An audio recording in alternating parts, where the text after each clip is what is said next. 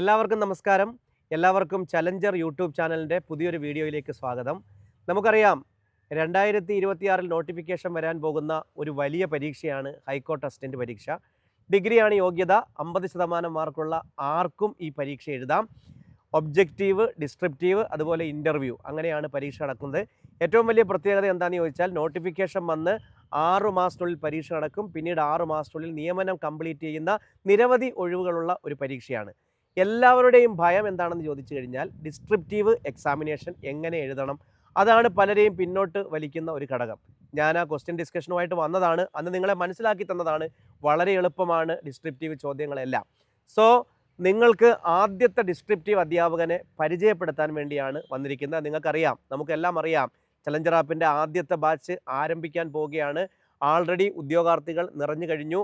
So നിങ്ങളെ ക്ഷണിക്കാൻ കൂടി വേണ്ടിയാണ് ഞാൻ വന്നിരിക്കുന്നത്. അതിനു മുമ്പ് പ്രിയങ്കരനായ ഒരു അധ്യാപകനെ ഞാൻ നിങ്ങൾക്ക് പരിചയപ്പെടുത്താം. ഹൈലി ക്വാളിഫൈഡ് ആയിട്ടുള്ള ഒരു അധ്യാപകനാണ്. അതുമാത്രമല്ല, കഴിഞ്ഞ 2 തവണ ഹൈക്കോർട്ട് അസിസ്റ്റൻ്റ് പരീക്ഷയ്ക്ക് ഉദ്യോഗാർത്ഥികളെ ഡിസ്ക്രിപ്റ്റീവിൽ ട്രെയിൻ ചെയ്ത ഒരു അധ്യാപകൻ കൂടിയാണ്. ഞങ്ങൾ സഹപ്രവർത്തകരായി ഒരു സ്ഥാപനത്തിൽ വർക്ക് ചെയ്തിട്ടുണ്ട്. അതുകൊണ്ടാണ് അദ്ദേഹത്തെ തന്നെ നിങ്ങളുടെ മുമ്പിലേക്ക് ഞാൻ എത്തിക്കുന്നത്. അദ്ദേഹത്തിൻ്റെ പേര് റിയാസ് റഷീദ് എന്നാണ്. അപ്പം ഡിസ്ക്രിപ്റ്റീവ് സംബന്ധമായിട്ടുള്ള കാര്യങ്ങളുടെ സംശയങ്ങൾ സാറിനോട് ചോദിക്കാം. ഒരുപാട് സമയം നീണ്ടു നിൽക്കുന്നൊരു വീഡിയോ അല്ല, വളരെ കുറച്ച് സമയം മാത്രം. വീണ്ടും ഞങ്ങൾ വരും നിങ്ങളുടെ മുമ്പിലേക്ക്. അതിലൊരു തുടക്കം മാത്രമായിട്ടാണ് വന്നിരിക്കുന്നത്. ഒരിക്കൽ കൂടി എല്ലാവരെയും, പ്രത്യേകിച്ച് റിയാസ് റഷീദ് സാറിനെ ചലഞ്ചറിൻ്റെ പേരിൽ സ്വാഗതം ചെയ്തുകൊള്ളുന്നു. Thank you sir. ഓക്കെ സാറേ, എല്ലാവരുടെയും ഒരു പേടിയെന്ന് പറയുന്നത്, സാറേ, ഈ ഹൈക്കോർട്ട് അസിസ്റ്റൻ്റ് പോലൊരു പരീക്ഷയ്ക്ക് തയ്യാറെടുക്കുമ്പോൾ എല്ലാവരും പിന്നോട്ട് നിൽക്കുന്നതിൻ്റെ പ്രധാനപ്പെട്ട ഒരു കാരണം എന്താണെന്ന് ചോദിച്ചു കഴിഞ്ഞാൽ ഡിസ്ക്രിപ്റ്റീവ് എക്സാമിനേഷൻ. കാരണം കേരള PSC എഴുതി ശീലിച്ച ഉദ്യോഗാർത്ഥികളെ സംബന്ധിച്ച് ഡിസ്ക്രിപ്റ്റീവ്, പ്രത്യേകിച്ച് ഇംഗ്ലീഷിൽ എഴുതണമെന്ന് പറയുമ്പോൾ ഒരു കടമ്പയാണ്. അപ്പം ഈ തുടക്കക്കാരോട്, പ്രത്യേകിച്ച് 2000-ന് ശേഷം ജനിച്ച, ഇപ്പോൾ ഡിഗ്രി കഴിഞ്ഞ് നിൽക്കുന്ന ഉദ്യോഗാർത്ഥികളുണ്ട്, അവരെ സംബന്ധിച്ച് ഇംഗ്ലീഷ് ലാംഗ്വേജ് കയ്യിലുള്ളവരാണ്. അപ്പോൾ അവരായിരിക്കും കൂടുതലായിട്ട് ഈ പരീക്ഷ എഴുതാൻ പോകുന്നത്. അതുമാത്രമല്ല, 35 വയസ്സ് വരെ പ്രായമുണ്ട്, 40 വയസ്സ് വരെ, അല്ലെങ്കിൽ 35 വയസ്സാണ് പ്രായം. OBCക്ക് 38 വയസ്സുണ്ട്, അതുപോലെ SC/STക്ക് 40 വയസ്സുണ്ട്. അപ്പം ഏറ്റവും കൂടുതൽ നമ്മൾ ഫോക്കസ് ചെയ്യുന്നത് ഇപ്പോൾ ഡിഗ്രി കഴിഞ്ഞ് നിൽക്കുന്ന 50% മാർക്കോടെ പുറത്തിറങ്ങിയവരാണ്. അപ്പോൾ ഈ തുടക്കക്കാരോട്, അല്ലെങ്കിൽ ആദ്യമായിട്ട് ഈ പരീക്ഷയെ അപ്രോച്ച് ചെയ്യാൻ പോകുന്ന ഉദ്യോഗാർത്ഥികളോട് സാറിന് എന്താണ് ഡിസ്ക്രിപ്റ്റിനെ കുറിച്ച് പറയാനുള്ളത്? ഞാൻ എപ്പോഴും പറയുന്നതാണ്, മുൻപ് കോഴ്സ് നടത്തിയപ്പോഴും പറയുന്നതാണ്, ഡിസ്ക്രിപ്റ്റീവ് നമ്മൾ ഒരിക്കലും പേടിക്കേണ്ട. ഒബ്ജക്റ്റീവ് നമ്മൾ കൃത്യമായിട്ട് ആൻസർ ബബിൾ ചെയ്താൽ മാത്രമേ നമുക്ക് മാർക്ക് കിട്ടുള്ളൂ. ഡിസ്ക്രിപ്റ്റീവ് ആകുമ്പോൾ നമ്മുടെ കയ്യിലാണ് പോസ്റ്റ്. അതെ, കാരണം നമുക്ക് എഴുതി ഫലിപ്പിക്കാൻ കഴിഞ്ഞാൽ നമുക്ക് നല്ല സ്കോർ കിട്ടും. അപ്പോൾ കുറേ എസ്സേസ് മനസ്സിലാക്കുക, എസ്സേ എഴുതുന്ന പാറ്റേൺ മനസ്സിലാക്കുക, നമുക്ക് എങ്ങനെ എഴുതി കൺവിൻസ് ചെയ്യാൻ പറ്റുക. ഏതൊരു ടോപ്പിക് ആയാലും നമുക്കൊരു പോയിന്റ് ഓഫ് വ്യൂ ഉണ്ടാവും. അതിൽ വളരെ വാലിഡ് ആയിട്ടുള്ള പോയിന്റ് നമുക്ക് സമർത്ഥിക്കാൻ കഴിഞ്ഞാൽ നമുക്ക് സ്കോർ കിട്ടും. അത് ഇതിന് തെറ്റുത്തരം എന്ന് പറയുന്ന സംഗതി ഇല്ല. അതാണ് നമ്മൾ ആദ്യം മനസ്സിലാക്കേണ്ടത്. എസ്സേക്ക് തെറ്റുത്തരം എന്നുള്ളത് ഇല്ല. നമുക്കൊരു കാര്യം എഴുതി ഫലിപ്പിക്കാൻ കഴിയുന്നതിനനുസരിച്ചാണ് മാർക്ക് കിട്ടുന്നത്. നമ്മൾ മുന്നോട്ട് വെക്കുന്ന പോയിന്റുകൾ വാലിഡ് അല്ലെങ്കിൽ കുറഞ്ഞ മാർക്ക് കിട്ടും. നമ്മൾ മുന്നോട്ട് വെക്കുന്ന പോയിന്റുകൾ വാലിഡ് ആണ്, വളരെ ക്രിസ്പ് ആൻഡ് ക്ലിയർ ആയിട്ട് നമുക്ക് സമർത്ഥിക്കാൻ കഴിഞ്ഞാൽ നല്ല സ്കോർ കിട്ടും. അവിടെയാണ് കാര്യം കിടക്കുന്നത്. അപ്പോൾ ക്രിയേറ്റീവായി ചിന്തിക്കുന്ന ആളുകൾക്കും, ഇനി നിങ്ങൾ എഴുതി പരിചയമില്ലാത്ത ആളുകൾക്ക് എസ്സേസ് ഇങ്ങനെ കണ്ട് മനസ്സിലാക്കി വായനയിലൂടെയാണ് എഴുത്ത് വരുന്നത്. സാറിന് അറിയാമല്ലോ, ആദ്യം റീഡിംഗ് ആണ്, പിന്നീടാണ് റൈറ്റിംഗ്. അപ്പൊ കൃത്യമായിട്ടും സിസ്റ്റമാറ്റിക് ആയിട്ട് നമ്മൾ അതിനുള്ള ട്രെയിനിങ് കൊടുക്കും. അതിലൂടെ കടന്നു പോകുന്ന ഒരാൾക്ക് നല്ല സ്കോർ കിട്ടും എന്നുള്ളത് തന്നെയാണ് നമ്മുടെ പ്രതീക്ഷ. ഏറ്റവും കൂടുതൽ ആൾക്കാർ ചോദിക്കുന്ന ഒരു സംശയം, ഇംഗ്ലീഷ് സത്യമായിട്ട് എഴുതാനൊന്നും, സ്വന്തമായിട്ട് എഴുതാൻ അറിയത്തില്ല. ഒബ്ജക്റ്റീവ് ഇംഗ്ലീഷ് ഗ്രാമറൊക്കെ ഓക്കെയാണ്, 50 മാർക്ക് കോൺഫിഡൻസ് ഉണ്ട്, പക്ഷേ ഈ എഴുതാൻ അറിയത്തില്ല. അപ്പോൾ അവരെ സംബന്ധിച്ച് ഈ കോഴ്സിൽ ജോയിൻ ചെയ്യുന്നത് കൊണ്ട് കാര്യമുണ്ടോ എന്ന് പലരും ചോദിക്കാറുണ്ട്. സാറിൻ്റെ അഭിപ്രായം എന്താണ്? തീർച്ചയായിട്ടും കാര്യമുണ്ട്. ഈ എഴുതാൻ അറിയില്ല എന്ന് പറയുന്നതിനുള്ള കാരണം എഴുതാത്തത് കൊണ്ടാണ്. അതെ, നമ്മൾ ഡിഗ്രി ആയാലും എവിടെയാണെങ്കിലും നമ്മൾ കുറേ കാര്യങ്ങൾ കാണാതെ പഠിച്ചു വയ്ക്കുന്നു, എഴുതുന്നു. സ്വന്തമായിട്ട് നമ്മൾ എഴുതി ശ്രമിച്ചിട്ടുണ്ടോ എന്നുള്ളതാണ് നമ്മൾ ചിന്തിക്കേണ്ട ഒരു കാര്യം. അപ്പം നമ്മൾ കോഴ്സിലൂടെ തരുന്നത് ഒരു എസ്സേ എങ്ങനെ കൺസ്ട്രക്ട് ചെയ്യാം, നിങ്ങളുടെ മൈൻഡിനെയാണ് നമ്മൾ ട്രെയിൻ ചെയ്യിപ്പിക്കുന്നത്. അല്ലാതെ നിങ്ങളെ മെമ്മറൈസ് ചെയ്യിക്കാനോ, ഒബ്ജക്റ്റീവിലൊക്കെ ഒരു അളവോളം മെമ്മറൈസേഷൻ വരുന്നുണ്ട്, റോട്ട് ലേണിംഗ് വരുന്നുണ്ട്. ഇവിടെ റോട്ട് ലേണിംഗ് അല്ല, നിങ്ങളെ മൈൻഡിനെ, നിങ്ങളുടെ ബ്രെയിനിനെ നമ്മൾ ട്രെയിൻ ചെയ്യിപ്പിക്കുന്നു. അതിലൂടെ നിങ്ങൾ ചിന്തിച്ച് നിങ്ങൾ എഴുതും, നിങ്ങൾ ഇംഗ്ലീഷിൽ ചിന്തിക്കാൻ തുടങ്ങും. അതെ, നമ്മൾ തിങ്ക് അലൗഡ് എന്ന് പറയുന്ന ഒരു പരിപാടിയുണ്ട്. നമ്മൾ ചിന്തിക്കുന്ന കാര്യങ്ങൾ, നിങ്ങൾ ചിന്തിക്കേണ്ട കാര്യങ്ങൾ നമ്മൾ അലൗഡായിട്ട് പറയും. അല്ലെങ്കിൽ തന്നെ സാറേ, നമ്മുടെ ഈ ഡിസ്ക്രിപ്റ്റീവിൽ വരുന്ന സമയത്ത് പ്രാക്ടീസാണ്. അത് നമ്മൾ കുറേ പ്രാക്ടീസ് ചെയ്ത് കഴിയുമ്പോൾ സെറ്റാവും. റീഡിംഗ് കോമ്പറ്റീഷനെ സംബന്ധിച്ച് കുറേയൊക്കെ നമുക്ക് ആ പാസേജിൽ നിന്നും ഗ്രാമർ മിസ്റ്റേക്ക് ഇല്ലാതെ നമുക്ക് എഴുതാൻ പറ്റും. പിന്നെ എസ്സേയുടെ കാര്യത്തിലാണെങ്കിൽ സെലക്ട് ചെയ്ത്, ഇപ്പോൾ ഒന്നും അറിയാത്ത ഒരാളാണെങ്കിലും നമുക്ക് ആ എസ് എ കാണാതെ പഠിപ്പിച്ചു വിട്ടാൽ അല്ലെങ്കിൽ ഈ പറയുന്ന പോലെ സെലക്ട് ചെയ്ത് കുറേ എസ് എ പഠിപ്പിച്ചാൽ പോയിന്റ്സ് മനസ്സിലാക്കി പോയാൽ ആ ഒരു പ്രശ്നം പരിഹരിക്കാൻ പറ്റത്തില്ലേ? പറ്റും. എസ് എ തന്നെ പല കാറ്റഗറി ഉണ്ട്. ചില എസ് എ നമ്മൾ ഫാക്ച്വൽ ആയിട്ട് പഠിച്ചു വെക്കേണ്ട കാര്യമാണ്. ഇപ്പോൾ 1850 ഫോർ എക്സാമ്പിൾ 1857 കലാപത്തെക്കുറിച്ച് പറഞ്ഞാൽ നമ്മൾ ഫാക്റ്റാണ് പറയേണ്ടത്. എന്നാൽ കഴിഞ്ഞ ഒരു എക്സാമിന് ചോദിച്ചാണ് AI സാങ്കേതിക വിദ്യ എങ്ങനെ നമ്മളെ ജുഡീഷ്യറിയെ സ്വാധീനിക്കും. അത് ഫാക്റ്റ് അല്ല, അത് നമ്മുടെ അഭിപ്രായമാണ്. അങ്ങനെ എസ് പല കാറ്റഗറീസ് ഉണ്ട്. നമ്മളിപ്പോൾ മിക്ക എസ്സേസിനും ഒരു കോമൺ പാറ്റേൺസ് കാണാൻ പറ്റും. നമ്മൾ വായിച്ച് വരുമ്പോൾ കോമൺ പാറ്റേൺസ് കാണാൻ പറ്റും. അപ്പോൾ ചില പ്രയോഗങ്ങൾ സമർത്ഥിക്കുന്ന രീതി അതൊക്കെ ഉറപ്പായിട്ട് നമുക്ക് പഠിച്ചു വെക്കാൻ പറ്റും.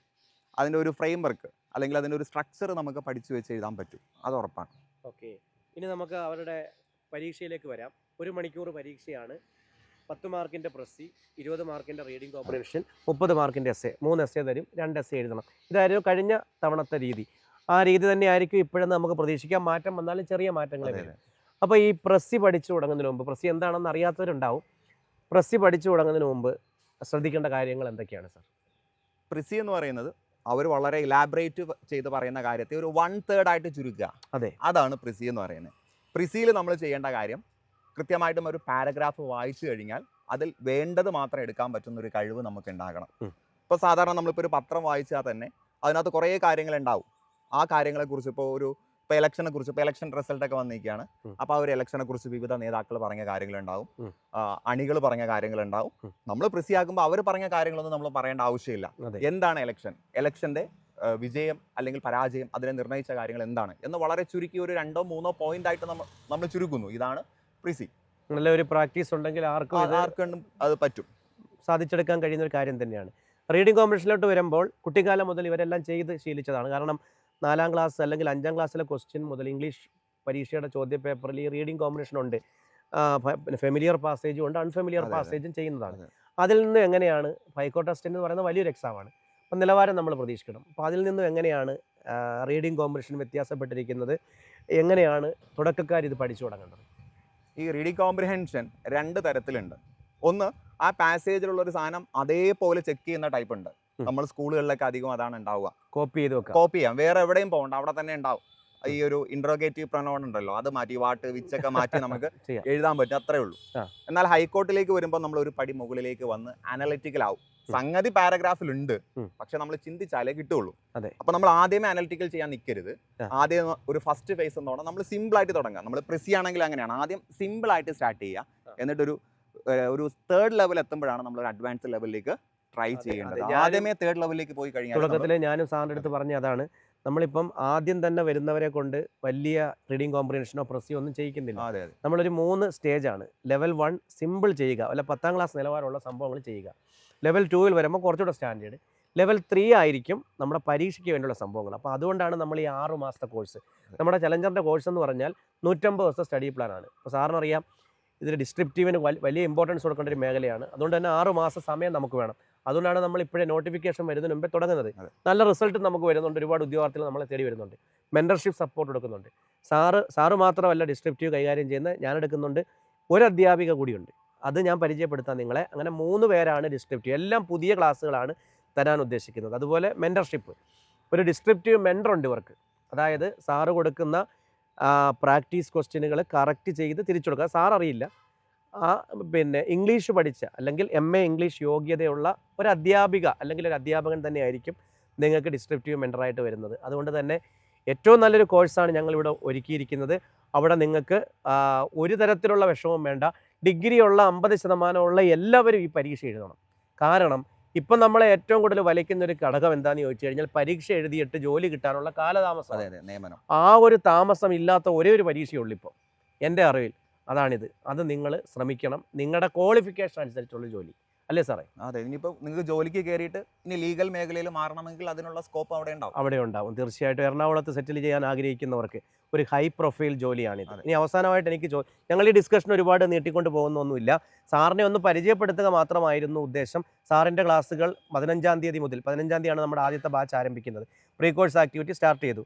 സാറിൻ്റെ ക്ലാസ്സുകൾ 15ാം തീയതി മുതൽ നിങ്ങൾക്ക് കിട്ടി തുടങ്ങും. സാറ് ക്ലാസ് എടുത്ത് തുടങ്ങിക്കഴിഞ്ഞു. സോ അവസാനത്തെ ചോദ്യം എസ്സേ കുറിച്ചാണ്.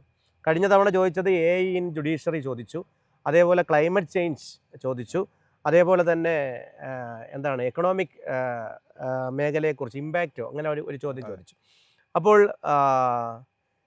ഈ തവണ നമുക്ക് പ്രതീക്ഷിക്കാൻ സാധ്യതയുള്ള എസ്സേസ് സാറിൻ്റെ അതിപ്പോഴേ പറയുന്നില്ല നമ്മൾ എന്നാലും എങ്ങനെയൊക്കെയുള്ള ചോദ്യങ്ങളായിരിക്കും വരാൻ സാധ്യതയുള്ളത്? ഇപ്പോൾ ഈ 3 ചോദ്യങ്ങൾ ശ്രദ്ധിച്ചാൽ അതിലൊന്ന് ജുഡീഷ്യറിയുമായിട്ട് ബന്ധപ്പെട്ട ചോദ്യമാണ്, അതെ, ഒന്ന് എക്കണോമിയായിട്ട് ബന്ധപ്പെട്ട ചോദ്യമാണ്. അപ്പോൾ നമുക്ക് ഇനി വരുമ്പോഴും ഒന്നുകിലൊന്ന് ഒരു പൊളിറ്റിക്കൽ സിനാരിയോയിൽ വരുന്ന ഒരു എസ്സേ വരാൻ സാധ്യതയുണ്ട്, അതുപോലെ ജുഡീഷ്യറി ആയിട്ട് വരാൻ സാധ്യതയുണ്ട്. ഇപ്പോൾ എ ചോദിച്ചതുകൊണ്ട് അത് റിപ്പീറ്റ് ചെയ്യാൻ സാധ്യതയില്ല, അങ്ങനെ പെട്ടെന്ന് റിപ്പീറ്റ് ചെയ്യുന്ന ഒരു പാറ്റേൺ ഒന്നുമല്ല ഹൈക്കോടതിയുടേത്. ഇപ്പോൾ ജുഡീഷ്യറിയുമായിട്ട് ബന്ധപ്പെട്ട ഒരു എസ്സേ വരാൻ സാധ്യതയുണ്ട്. മിക്കവാറും നമ്മുടെ റീസെന്റ് ടൈമിൽ ഡിസ്കഷൻസ് നടക്കുന്ന എന്തെങ്കിലും ആയിരിക്കും. നമ്മൾ ഉറപ്പായിട്ടും റെലവെന്റ് ആയിട്ടുള്ള കറന്റ് ആയിട്ടുള്ള വിഷയങ്ങളായിരിക്കും. കാരണം 2019 ഞാൻ ഇപ്പോഴും ഓർക്കുന്നുണ്ട്, കോവിഡിന്റെ ഇമ്പാക്റ്റ് ആണ് ചോദിച്ചത്. നമ്മളത് പ്രഡിക്റ്റ് ചെയ്തതാണ്. അതുകൊണ്ട് പ്രഡിക്റ്റ് ചെയ്യാൻ കഴിയുന്ന അധ്യാപകരെ തന്നെയാണ് നിങ്ങളുടെ മുമ്പിലേക്ക് എത്തിച്ചിരിക്കുന്നത്. സോ സാറൊരു സൂചന മാത്രമാണ്. ഇനിയും സാറ് വരും, പുതിയ അധ്യാപകർ വരും, ലീഗൽ വൊക്കാബുലറി എക്സ്പെർട്ട് വരും. എന്തുകൊണ്ട് ചലഞ്ചർ എന്നുള്ളതിൻ്റെ ഏറ്റവും നല്ല ഉത്തരം വരുന്ന ദിവസങ്ങളിൽ നിങ്ങൾക്ക് ഞാൻ മനസ്സിലാക്കി തരാം. ഏറ്റവും നല്ല അധ്യാപകരെ ആയിരിക്കും നിങ്ങളുടെ മുമ്പിലേക്ക് എത്തിക്കുന്നത്. ഇപ്പോൾ തന്നെ ഒരു ബാച്ച് നിറഞ്ഞു കഴിഞ്ഞു നമ്മളൊരു ചെറിയ പ്രൊമോഷൻ നടത്തിയപ്പോൾ. കാരണം ഒരുപാട് കാര്യങ്ങൾ ചെയ്യാൻ പറ്റുന്നൊരു മേഖലയാണിത്. പ്രത്യേകിച്ച് എനിക്കും സാറിനും ഒക്കെ ഇംഗ്ലീഷിൽ 170-ൽ 110 മാർക്കാണ്. നിങ്ങൾ പൂർണ്ണമായിട്ടും നമ്മുടെ ക്ലാസ്സിനെ വിശ്വസിക്കുന്നുണ്ടെങ്കിൽ നിങ്ങൾക്ക് ജോയിൻ ചെയ്യാം. മെൻറ്റർഷിപ്പ് ബാച്ചിൽ തന്നെ നിങ്ങൾ ജോയിൻ ചെയ്യുക. കാരണം മെൻറ്റർഷിപ്പ് ബാച്ചാണ് ഇങ്ങനെയുള്ള പരീക്ഷകൾക്ക് ഏറ്റവും ബെറ്റർ. ഒരുപാട് ശ്രദ്ധ വേണ്ട, പ്രത്യേകിച്ച് ഡിസ്ക്രിപ്റ്റീവിനൊക്കെ ഒരുപാട് ശ്രദ്ധ വേണ്ട ഒരു മേഖലയാണ്. അപ്പോൾ എല്ലാവർക്കും ആശംസകൾ. എല്ലാവരെയും ഒരിക്കൽ കൂടി കോഴ്സിൻ്റെ ഭാഗമായിട്ട് ക്ഷണിക്കുന്നു. കോഴ്സിനെ കുറിച്ച് കൂടുതൽ അറിയാൻ താഴെ കാണുന്ന നമ്പറിൽ കോൺടാക്റ്റ് ചെയ്യുകയോ താഴെ കാണുന്ന ലിങ്കിൽ കയറി രജിസ്റ്റർ ചെയ്യുകയോ ചെയ്യുക. കോഴ്സ് ഡീറ്റെയിൽസ് നിങ്ങൾക്ക് അറിയാൻ സാധിക്കും. സോ പ്രിയപ്പെട്ട ഉദ്യോഗാർത്ഥികളെ ഒരിക്കൽ കൂടി പറയുന്നു, ഹൈക്കോർട്ട് അസിസ്റ്റൻ്റ് കോഴ്സ് ചെയ്യുന്നുണ്ടെങ്കിൽ അത് ചലഞ്ചറിനോടൊപ്പം. കാരണം അവിടെ ഒരുപാട് പ്രത്യേകതകളുണ്ട് എന്ന് മനസ്സിലാക്കുക. സോ വീണ്ടും ഞങ്ങൾ വരും. തൽക്കാലത്തേക്ക് വിട വാങ്ങുന്നു. നന്ദി, നമസ്കാരം.